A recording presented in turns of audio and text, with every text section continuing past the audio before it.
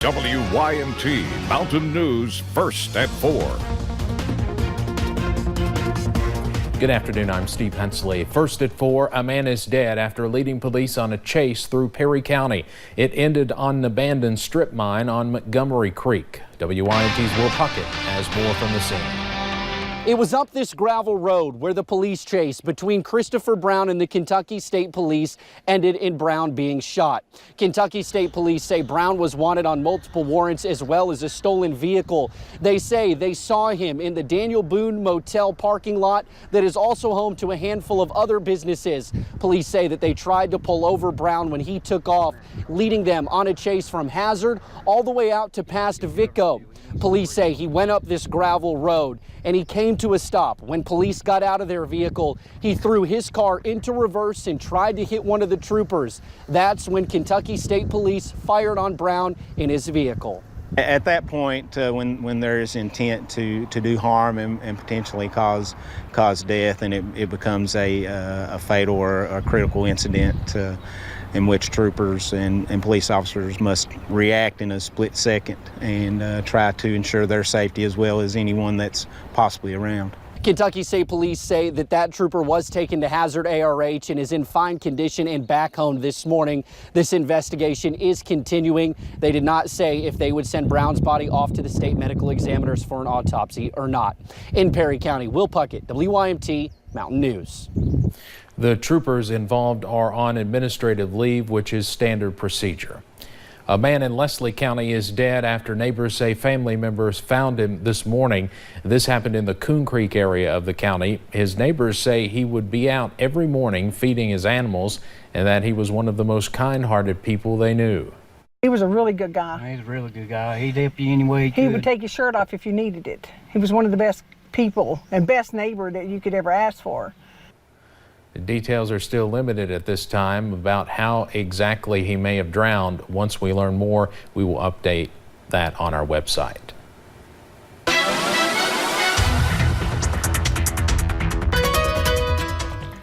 It has been hot out there today. Good news is we have remained dry, and that'll continue as we head into the rest of the evening as well. You'll notice as we take a look at a few of those cameras, UVA-wise, a few clouds here and there throughout the day, but overall we have just seen sunshine and those beautiful blue skies. Looking over into Stonecrest, we're noticing a few clouds over there. Once again, mostly those sunny skies and definitely feeling pretty hot out there. Satellite and radar, you'll notice out to the west, some showers maybe moving into the Louisville area. Good news is that's where they stay. We do remain dry tonight and a little bit dry as we head into your Thursday, but check out those temperatures, upper 80s, maybe some spots getting pretty close to 90.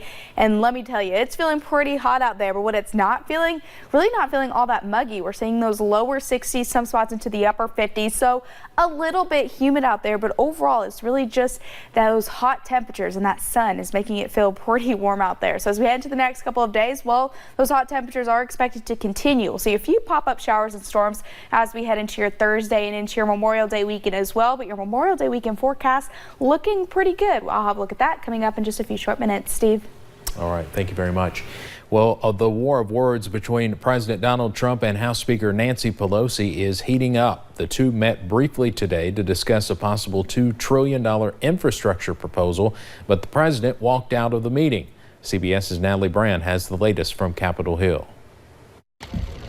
President Trump held an impromptu press conference at the White House Wednesday after walking out of a meeting with top Democrats. Instead of walking in happily into a meeting, I walk in to look at people that had just said that I was doing a cover-up. I don't do cover-ups. Sources tell CBS News the planned infrastructure meeting with House Speaker Nancy Pelosi and Senate Minority Leader Chuck Schumer lasted only a few minutes. The president was reportedly irate after hearing comments Speaker Pelosi made earlier in the day. We believe that no one is above the law, including the President of the United States, and we believe that the President of the United States is engaged in a cover-up. The president is now threatening not to work with Democrats on bipartisan policy issues such as infrastructure until they stop investigating him. This whole thing was a takedown attempt at the President of the United States.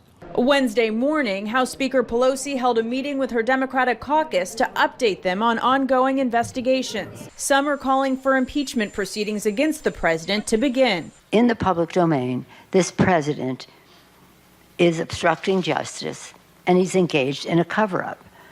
And that could be an impeachable offense.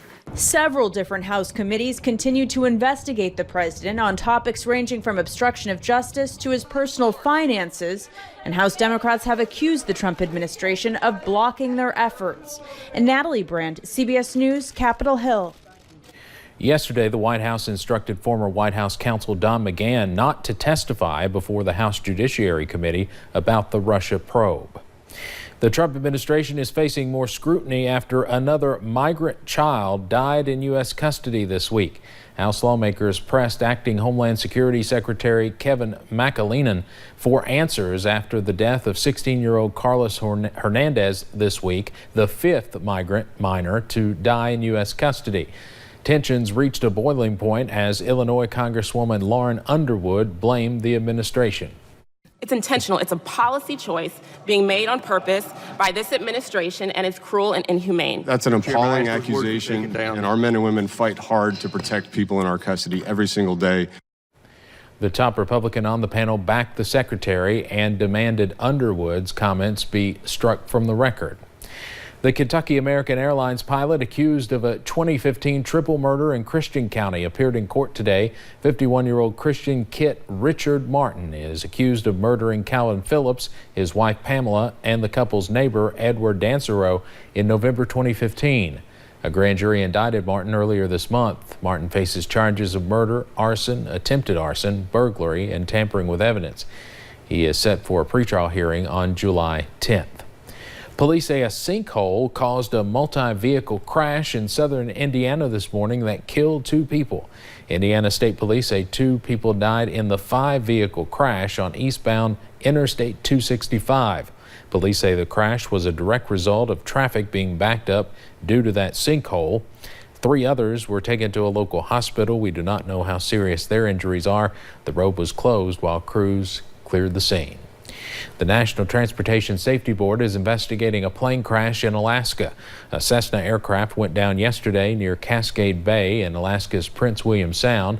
The Coast Guard responded around 2 p.m. as people in nearby boats pulled 3 people from the water. 1 died and 2 others were flown to the hospital. The crash follows 2 other deadly ones in Alaska that killed 8 people in just a week. A truck fell through the upper level of a parking garage today in New Jersey. Police say that crash happened just before noon. The truck made a large hole in the upper level of the building. The front end of the truck is the only part visible. We do not know if anyone was injured. Police do not know what caused the surface to give way. Let's head over to Wall Street now. This Wednesday afternoon, the Dow closes down today more than 100 points. The Game of Thrones series finale left many fans wanting more, and several key questions were left unanswered. Some fans were hoping for a sequel to the series, but the president of HBO says that is not happening. The president says the writers who adapted the series from the books of George R.R. Martin planned the final season to end the way it did. But fans should not fret. There are 2 prequels to the show in development. A pilot for a third is set to film next month. Straight ahead on First at 4, how one Maryland school is getting students interested in pursuing careers in medicine.